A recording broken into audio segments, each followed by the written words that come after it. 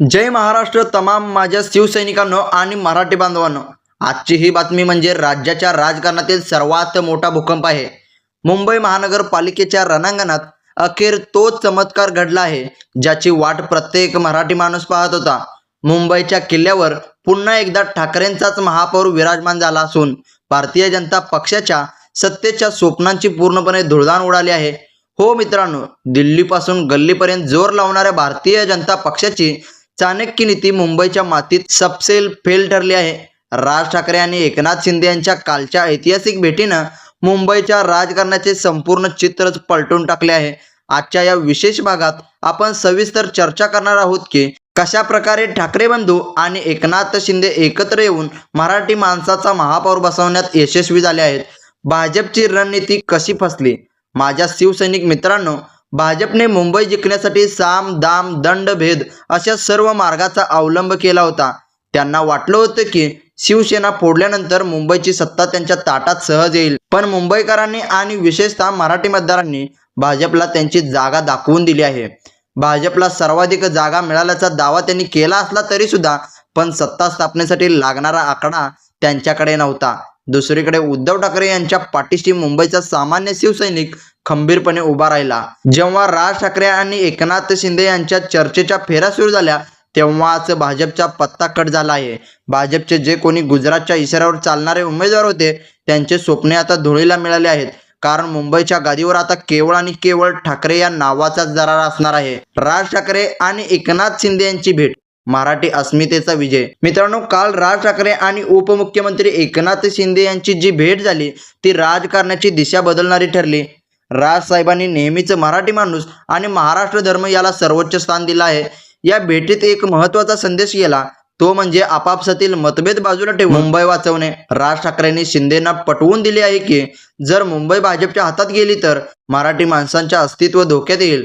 या एका विचाराने शिंदे गटातील आमदारांमध्ये आणि कार्यकर्त्यांमध्ये चैतन्य निर्माण झालं आहे. एकनाथ शिंदे यांनी घेतलेली ही सकारात्मक भूमिकाच भाजपच्या पराभवाचं मुख्य कारण ठरले आहे. यामुळेच आज आपण अभिमानाने म्हणू शकतो की मुंबईचा महापौर हा मराठीच असेल आणि तो ठाकरेंचाच विचारधारेंचाच असेल.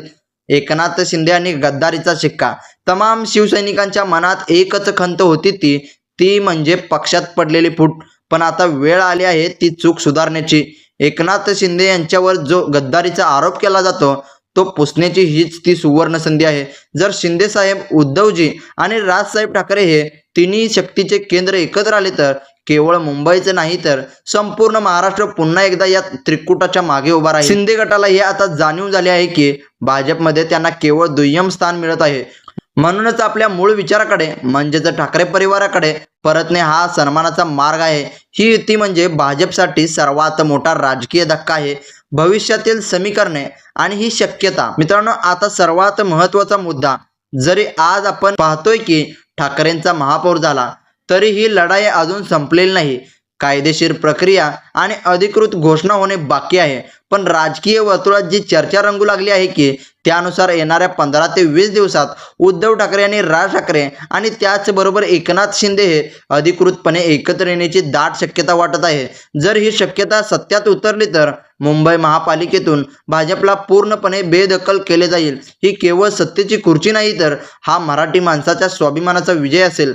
पुन्हा एकदा मुंबईच्या वेशीवर भगवा मोठ्या डौलाने फडकेल का, अशी शक्यता आता प्रत्येक शिवसैनिकाला आणि मराठी माणसाला वाटत आहे. समारोप आणि शिवसैनिकांना आव्हान.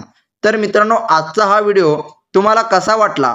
भाजपची रणनीती धुळदाण उडाली आणि ठाकरेंचा महापौर झाला, यावर तुमची प्रतिक्रिया काय आहे? माझ्या तमाम शिवसैनिक बांधवांना विनंती आहे की जर तुम्हालाही वाटत असेल की या तिन्ही नेत्यांनी एकत्र येऊन मुंबईचा स्वाभिमान टिकवावा तर कमेंटमध्ये जय महाराष्ट्र नक्की लिहा. या व्हिडिओला जास्तीत जास्त शेअर करा जेणेकरून हा आवाज मातोश्री आणि शिवतीर्थापर्यंत पोहोचेल.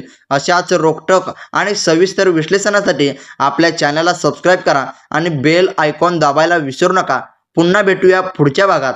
तोपर्यंत जय हिंद, जय महाराष्ट्र.